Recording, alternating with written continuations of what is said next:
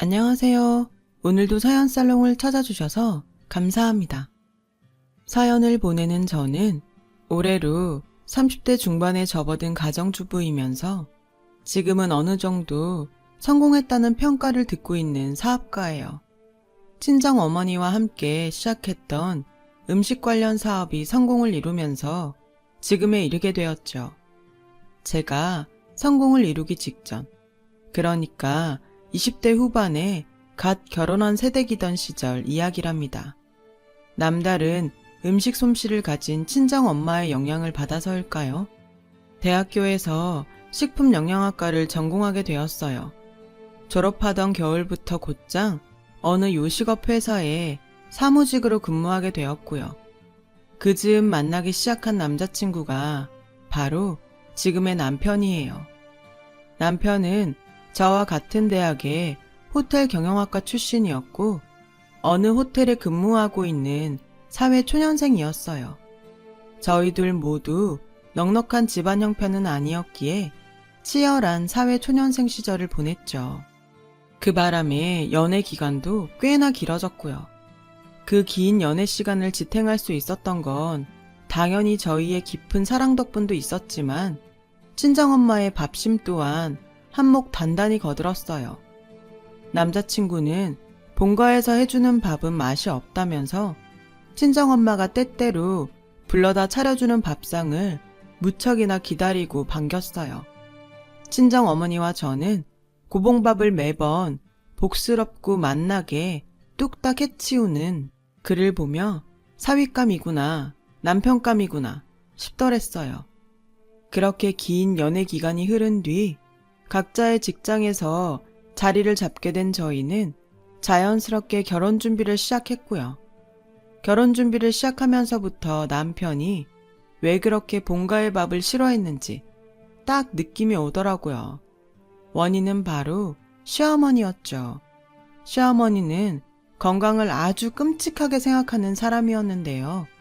본인 스스로 그 건강의 비결을 채식이라고 입이 닳도록 강조할 만큼 강력한 채식주의자였어요. 어느 정도였냐면 남편이 상견례 장소로 한정식집을 예약했었어요. 왜 한정식엔 보쌈류나 갈비찜 같은 고기들이 나오잖아요. 그게 마음에 들지 않았는지 본인 먹을 음식들을 직접 싸왔더라고요. 시어머니는 조리도 되지 않은 날것 그대로의 채소들을 식탁에 늘어놓으면서 투덜투덜 음식 투정을 늘어놓았고 그 말을 듣는 저와 친정 엄마는 세상에는 참 다양한 사람들이 많구나 싶었어요.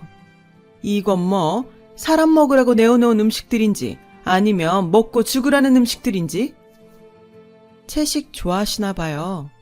좋아한다기보다는 말이야 바른 말이지. 인간은 원래가 초식동물이야 초식동물. 그렇게 생각하시는구나. 그런데 이 자리에도 고기 안 들어간 음식들은 많지 않나요? 그렇게 보이긴 보여도 밖에서 사 먹는 음식들은 도통 믿을 수가 없어. 네? 뭐 하나 동물 성분이 없는 음식들이 없잖니. 고추장에도 동물성 성분 조미료가 들어가 있고 김치에 들어간 젓갈도 동물성 성분이고 된장찌개에도 하다못해 멸치 육수라도 섞겠지. 동물성 성분들은 하나같이 독이에요. 사람 죽이는 독. 네. 여러분들께서는 비건이라는 말을 혹시 들어본 적 있으신가요? 육류, 가금류, 난류, 어류, 유제품들을 섭취하지 않는 형태의 채식주의자를 지칭하는 말이 바로 비건인데요. 시어머니는 이러한 비건 채식 스타일에 본인 가치관까지 접목시킨 아주 독특한 형태의 채식주의자였어요. 채식을 바탕으로 거의 모든 음식을 생식으로 먹는다고 해야 할까요? 식자재를 불에 강호하지 않은 채로 자연 상태 날것 그대로 먹거나 혹은 말려서 먹는 방식이죠. 불에 가공해서 먹는 음식은 오직 밥 하나뿐이었어요. 그런 시어머니의 식탁을 간단히 설명하자면 이래요. 따끈따끈하게 지어놓은 쌀밥에 반찬이라고는 날것 그대로 썰어놓은 당근, 오이, 말린 호박과 가지 등 채식이 전부였어요. 그 반찬들을 오직 굵은 소금에 찍어 먹기만 할 뿐이었죠. 고추장이나 된장 같은 양념들도 절대로 식탁에 올리는 법 없었죠. 물론 시어머니가 채식주의자라고 해서 흉보자는 건 아니에요.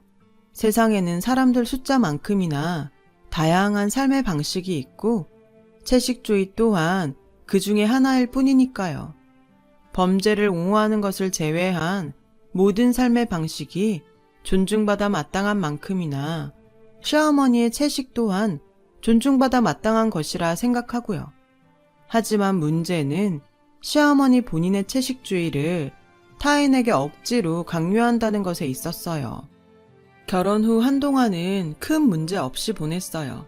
시댁과 신혼집이 제법 거리가 되었던 데다가 남편이 저의 든든한 방패막이가 되어주었거든요. 그러던 어느 날, 있잖아 여보, 지금 제일 받고 싶은 선물 딱 한 가지만 말해봐봐. 선물? 자기 성과금 받았구나? 물질적인 거 말고, 응? 장모님 애인 생기셨대? 잘됐다. 혼자 많이 외로우셨을 텐데. 자꾸 뭐래. 나 지금 우리 얘기하고 있거든. 당신 설마 눈치도 못 채고 있었던 건 아니지? 무슨, 나도 안다 뭐. 고마워 여보. 고생 많이 했어. 앞으로 더 열심히 살자 우리. 아들인지 딸인지는 안 물어봐? 그게 뭐가 중요해. 아들이든 딸이든 건강하게 낳아서 잘 키우면 되는 거지. 왜 그렇게 빤히 봐?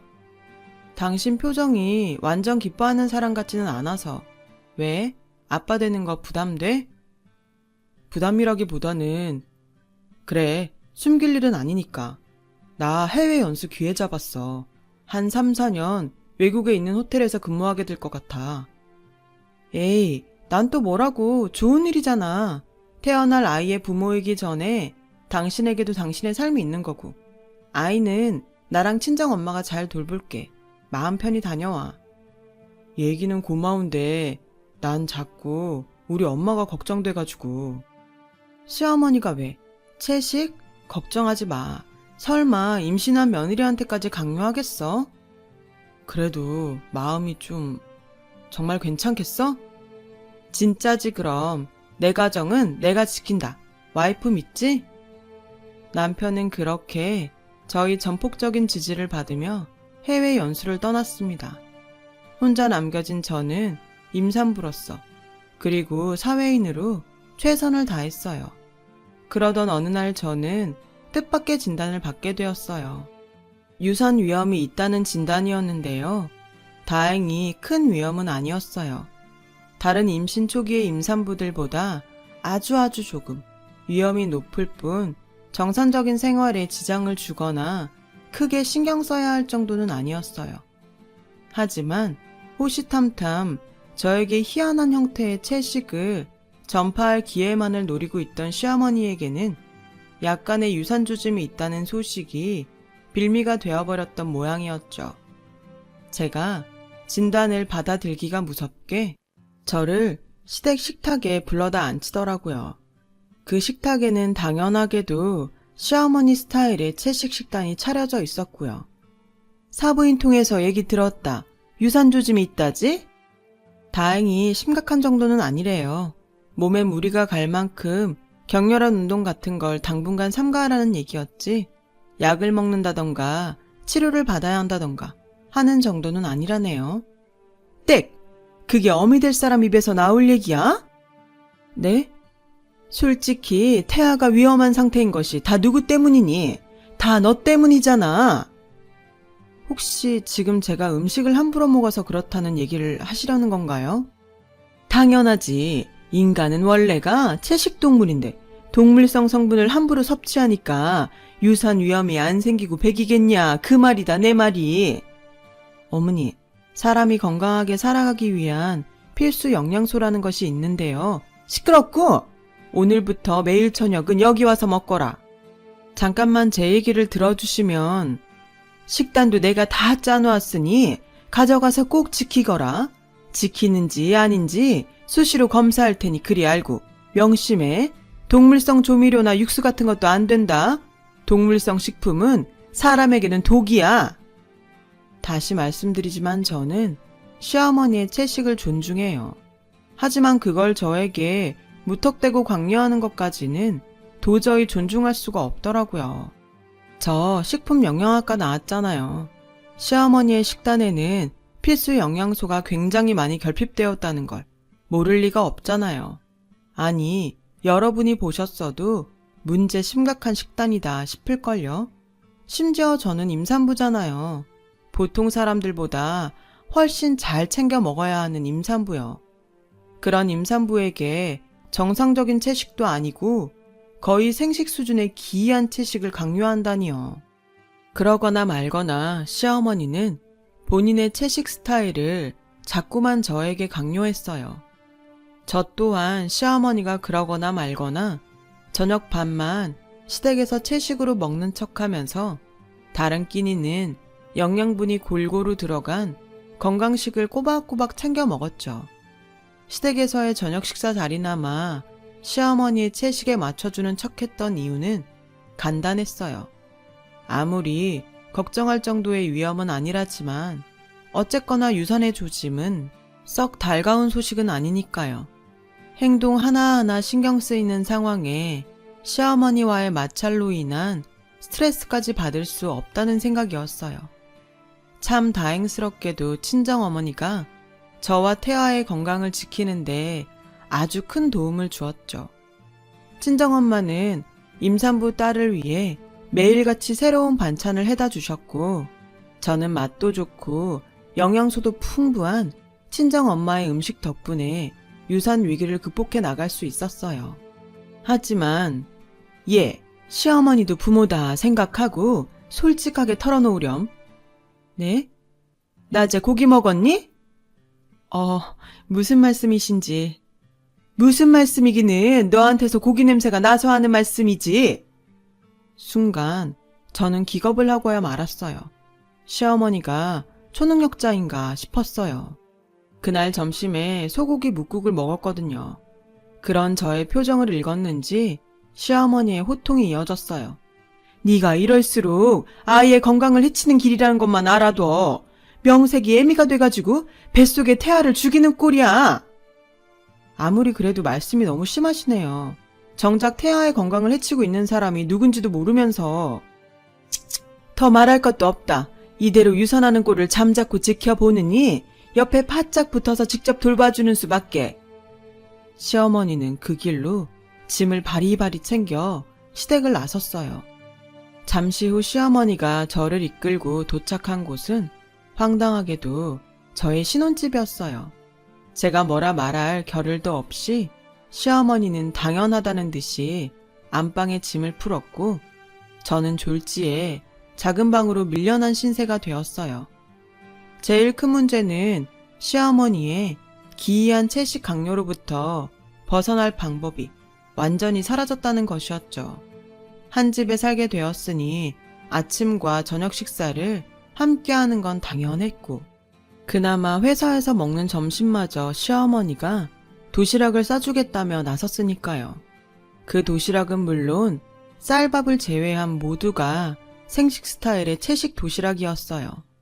시어머니를 어느 정도 맞춰드려야지 했던 처음 생각과는 다르게 시어머니와 함께 지내는 모든 순간이 저에게는 고통과 스트레스, 그 자체인 시간들이게 된 거예요.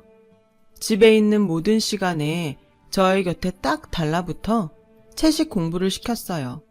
식품 영양학 전공자인 저로서는 동의할 수 없는 내용들이었고요. 하다 이대로는 안 되겠다 싶었던 저는 결국 시어머니에게 맞서기로 했어요. 이렇게까지 하시는 이유가 뭔데요?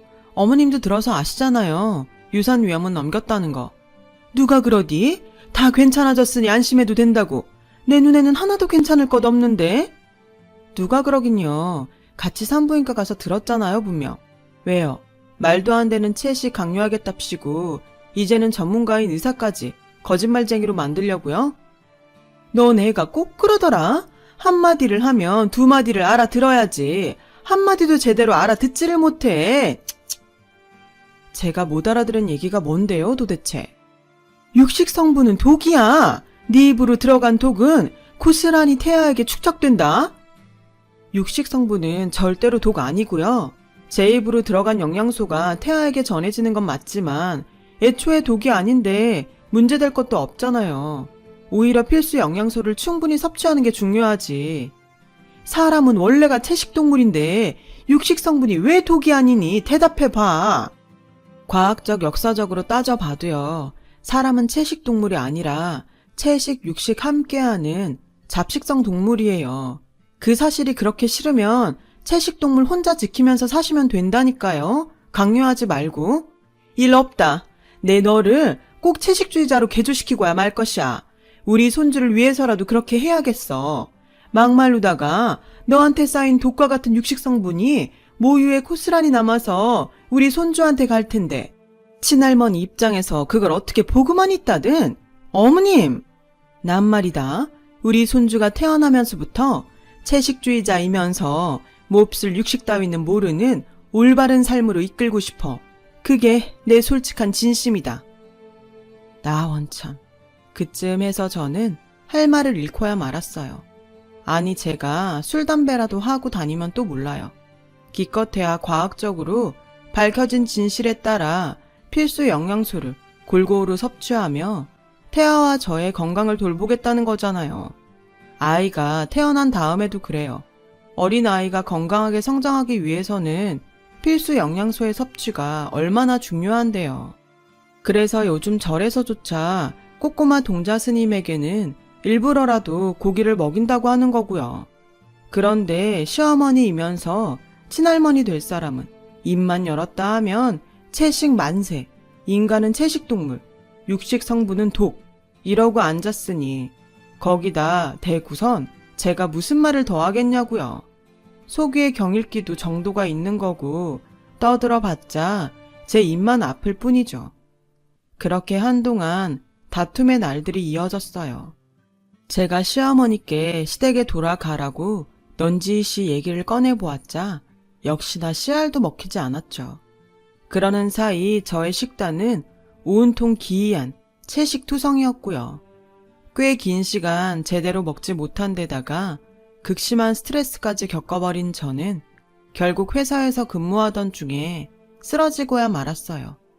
쓰러진 원인은 당연히 영양실조와 극심한 스트레스, 무엇보다 충격이었던 사실은 저의 영양실조로 인해 태아가 전보다 훨씬 큰 유산 위기에 놓여버렸다는 것이었어요.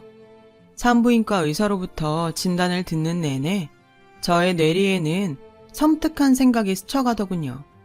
이대로 시어머니가 곁에 있으면 나와 태아에게 똑같은 위협이 언제든 다시 닥쳐올 수 있겠구나. 아니, 분명히 닥쳐올 것이다. 무사히 출산을 마친다 하더라도 시어머니가 나도 모자라 아이에게까지 기이한 채식을 강요할 테니 아이의 건강에도 위협이 되겠지. 그래서 저는 시어머니를 저와 태아의 곁에서 떼어놓기로 결심했어요. 그런데 저와 친정엄마가 그 결심을 되새기며 집으로 돌아오던 순간 저희 모녀야 앞에는 충격적인 광경이 펼쳐졌어요. 친정엄마가 임신한 딸을 위해 냉장고에 가득 채워놓은 음식들을 시어머니가 동네 떠돌이 개밥으로 주고 있더군요. 그냥 음식도 아니고 친정엄마가 밤을 새워가며 만들어다 주신 정성 그 자체인 음식들을요. 저는 결국 격분하고야 말았어요. 지금 무슨 짓을 하는 건지 알고는 있으세요? 이깟 독쓰레기들 개밥으로 버리고 있잖니. 왜? 그게 문제라도 된다든? 그 음식들이 어떤 음식들인지는 관심도 없죠? 넌 배운 만큼 배웠다는 애가 말이 참. 입은 틀어졌어도 말은 똑바로 하렴. 이게 어딜 봐서 음식이니? 아, 진짜. 그래요, 채식주의자? 좋죠. 그게 뭐 나쁜가? 사람에게는 각자의 가치관이라는 게 있는 법이니까 존중합니다. 그래? 아이고야, 이제야 네가 좀 올바른 생각을. 근데 이건 아니죠. 동물성 성분이 독이라는 말도 시어머니 본인이 주장하는 이상한 채식 식단이 건강식이라는 말도 절대 동의 못해요. 자신의 가치관을 타인에게 이런 식으로 강요하는 것도 더 이상은 존중할 수가 없겠습니다. 동의할 것도 없고 존중할 것도 없어. 어른이 하는 말이니까 넌 그냥 나 죽었소 하면서 시키면 시키는 대로 따라해. 저 지금 응급실 다녀오는 길이에요. 근무하다가 쓰러져서. 혹시 고기 먹었니? 뒤에서 그러고 다닐 줄 진작에 알아봤다. 제대로 못 먹어서 쓰러진 거예요. 영양실조. 그놈의 이상한 채식 강요 때문에 받은 스트레스가 원인이기도 하고요. 저와 태아에게 독은 동물성 식품이 아니라 어머님 그 자체였다고요. 너 지금 친정엄마 앞이라고 체면 세우니? 이게 어디 버르장머리 없이? 버르장머리 없을만 해서 없는 거고 앞으로는 안 보고 살 작정으로 이러는 거죠. 의절이라도 하겠다? 누구 맘대로? 유감이지만 해외 연수 중인 댁내 아드님과도 통화 마쳤네요. 참, 이제는 내 남편이지 당신 아드님이 아니라. 꼴도 보기 싫으니까 얼른 가세요. 짐은 택배로 보냅니다. 그렇게 저는 시댁과 의절을 했습니다. 솔직히 말해서 속이 아주 시원하더라고요. 찍소리도 못하고 돌아서는 시어머니의 모습을 보며 안도했어요. 저와 태아의 건강을 위협했던 원인이 사라진 것이니까요. 그런 저와 태아를 위해 친정엄마는 무척이나 애를 쓰셨어요. 못된 시어머니 대신 신혼집에 들어와 삼시세끼 맛도 좋고 영양가도 풍부한 음식을 해주셨죠. 덕분에 저는 빠르게 건강을 회복할 수 있었고 떡두꺼비 같은 아들을 순산했어요. 세상과 바꿔도 아깝지 않을 만큼 사랑스러운 아이예요. 그 무렵 육아휴직을 낸 저는 아들을 돌보며 겸사겸사 새 사업도 구상하게 되었습니다. 친정어머니의 음식 솜씨를 활용한 식품 제조업이었어요. 역시나 친정어머니의 음식 솜씨는 참 대단한 것이더군요. 친정엄마의 레시피를 활용해 시작한 식품 제조업은 그야말로 대박이 났어요. 첫째 아이가 2돌을 맞이할 즈음에 이미 몇몇 급식소에 납품 계약을 체결했고 작은 공간에서 시작했던 사업은 순식간에 공장을 차리기까지 이르렀어요. 그렇게 저와 친정어머니는 한동안 사업 확장차 출장을 연달아 다니는 분주한 일정을 보내게 되었어요. 얼마 뒤 모든 출장을 마친 저와 친정어머니가 오랜만에 공장으로 돌아오던 날, 저희 모녀는 황당한 상황과 마주했습니다. 아니 글쎄, 공장에 새로 들어온 구내식당 직원들 중에 의절한 시어머니가 섞여 있더라고요. 시어머니도 놀라기는 마찬가지였는지 저에게 먼저 말을 걸어오더군요. 그렇게 보지 말거라. 너 있는 회사인 줄은 몰랐어. 오늘이 처음 나온 참이고. 여기 회사잖아요. 제가 사장이고요. 말을 가려주시죠. 에이, 같이 보낸 정이 있는데 뭘 또 그렇게까지. 공과 사 정도는 구분해달라는 말이에요. 저희 엄마와도 회사에서는 서로 존대합니다. 아무튼 일단 일 보고 계세요. 자세한 내용은 직원들한테 들으면 되니. 말도 섞기 싫다 이거니? 못 들으셨어요? 제가 사장이라고요. 말도 섞기 싫다는 건가요? 인사 관련해서 인사 담당자에게 묻겠다는 겁니다. 그러니 일단 일 보고 계세요. 저는 그 길로 인사 담당 직원에게 시어머니의 일을 물었어요. 저와 친정엄마가 출장에 바쁜 사이에 진행된 채용건이었고 인사 담당도 당연히 그 사람이 시어머니인 줄은 몰랐죠. 저와는 의절한 사이라는 건 더더욱 몰랐고요. 시어머니의 거취를 두고 짧은 고민을 시작했습니다. 시어머니가 극단적인 채식으로 인해 건강이 아주 심하게 상해버렸고 많지도 않던 재산이 치료비로 홀라당 싹 까먹어버린 신세가 무척이나 처절해 보였거든요. 처량한 신세의 사람이 시어머니이기에 측은지심이 들었던 것이 아니라 이미 채용되어버린 직원인데다가 사정까지 딱한 직원을 모질게 해고해버릴 만큼 악덕사장은 아니거든요. 제가 직원을 바로 해고해버린다면 인사 담당 직원 체면도 깎여버리는 일이기도 했고요. 그래서 아마도 시어머니가 조용조용 일만 잘해주었더라면 회사 사장으로서 고용을 유지하는 선택을 했을지도 모를 일이었죠. 하지만 시어머니가 첫 출근을 한 지 얼마 지나지 않아서 직원들로부터 불만사항이 접수되었어요. 구내식당 밥맛이 영 이상해졌다는 거예요. 컴플레인을 접수한 저는 곧장 구내식당의 음식 맛을 점검했죠. 아, 이건 시어머니의 지시겠구나. 감이 딱 오더라고요. 그래서 시어머니를 회사 밖으로 불러내었어요. 구내식당 음식 레시피 건드리셨죠? 무슨 얘기라는 거니? 아니, 무슨 말씀이신지요? 회사 바뀌니까 말씀 편히 해도 되고요. 속일 사람은 속여야죠. 음식 맛만 보면 딱 아는데. 그러니까 있잖니. 아니, 난 그냥 우리 직원들이 먹는 음식만큼은 건강했으면 하는 마음에서. 구내식당 음식이 어디가 어땠는데요? 육식 성분은 독이다? 아무래도 그렇지. 그랬어요. 구내식당의 음식 맛이 변했다는 컴플레인의 원인은 바로 시어머니였죠. 시어머니가 구내식당 레시피에 슬쩍슬쩍 손을 댔더라고요. 고깃국에 고기를 빼놓는다거나 김치에 들어가는 젓갈을 일부러 넣지 않는다거나 육수 대신 맹물을 사용했다거나 하는 식이었어요. 그러니 음식 맛이 제대로 나지 않을 수밖에요. 더욱이 기분 나빴던 건 구내식당의 식단은 회사에서 가장 중요한 것들 중 하나라는 사실이었죠. 음식 만드는 회사에 구내식당 식사가 변변찮으면 직원들 사기가 많이 떨어질 테니까요.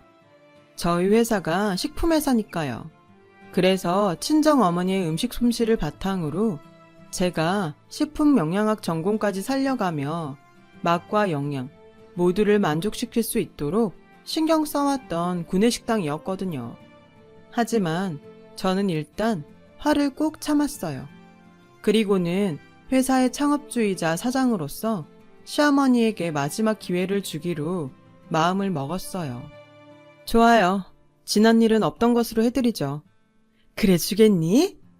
대신 조건이 하나 있습니다. 조건? 어디 말해보렴. 일만 계속할 수 있다면야 틀어주고 말고. 구내식당 레시피에 손대지 마세요. 채식주의를 다른 사람에게 강요하지도 마세요. 어머님의 가치관을 존중해 드릴 테니 다른 사람들의 식습관 또한 존중해 달라는 말입니다. 그럴 순 없지. 조건을 들어주실 수가 없다고요? 아무리 직원들끼리만 먹는 구내식당이라지만은 참된 현대인 입장에서 독인 것을 독이 아니라 할 수는 없다. 내 손이 닿는 이상 동물성 성분은 절대로 용납할 수 없어. 알겠습니다. 그렇다면 이 자리에서 해고 처리하는 것으로 하죠. 인사팀 직원에게 가셔서 해고 처리되었다 말씀하시고 적법한 절차 안내받으시면 되겠네요. 해고로 인해 회사가 져야 하는 책임이 있다면 하나도 빠짐없이 모두 지겠습니다. 에이, 또 그렇게 모질게 굴 것까지야. 아닌 말로다가 나 여기 아니면 갈 데가 없어요. 이 나이에 취직 자리라고는 식당 아르바이트가 전부인데 그나마도 녹록치가 않아요. 왜 녹록치가 않을까요? 뻔하죠. 그 식당들에서도 그 말도 안 되는 채식이 어쩌고저쩌고 그렇게 하다 쫓겨났을 거 아닌가요? 유감이지만 저희 회사도 마찬가지입니다. 음식 가지고 장난치는 사람을 구내식당에서 고용할 수는 없으니까. 결국 시어머니는 그 자리에서 해고 처리되었고 저희는 긴 악연의 마침표를 찍게 되었어요. 그렇게 지금 30대 중반에 접어든 저는 시어머니의 채식 강요로부터 지켜낸 첫째 아이와 그 이후에 태어난 둘째 아이를 건강하게 잘 키우고 있답니다. 저와 친정어머니 그리고 해외 연수에서 돌아온 남편은 아이에게 가리는 음식 없이 골고루 꼭꼭 씹어 잘 먹는 식습관도 빼먹지 않고 가르치고 있어요. 사업은 음식 납품하는 급식소를 더 늘리기 어려울 만큼 번창했고요. 시어머니는 어떻게 되었냐고요? 식당 아르바이트를 여기저기 전전하며 입에 겨우 풀칠이나 하고 다닌다는 풍문이에요. 심지어 그 식당들에서도 손님들에게 극단적 채식을 강요하다 쫓겨나기 일쑤인 신세라더군요. 신혼집에서 한 번, 회사의 레시피에 손댔다가 또 한 번, 그렇게 2번씩이나 쫓겨난 데다가 심지어 겨우 먹고 사는 신세가 되어서조차 그 버릇을 못 고쳤다니. 참, 이래서 사람 쉽게 안 변한다고 하는 모양입니다. 어떤 잘못된 믿음은 자신 말고도 주변 사람들까지 병들게 할 수 있다는 것이 무섭기도 했어요. 저도 제 가족과 자신, 회사를 위해서 건강한 정신과 건강한 육체를 가질 수 있도록 노력하면서 살아야겠어요. 저희 사연은 여기까지입니다. 들어주셔서 감사해요. 맛있고 건강한 하루 되세요. 여러분, 사연 댓글에 응원과 현명한 조언 부탁드려요. 좋아요와 구독은 저에게 큰 힘이 됩니다. 오늘도 좋은 일 가득하세요.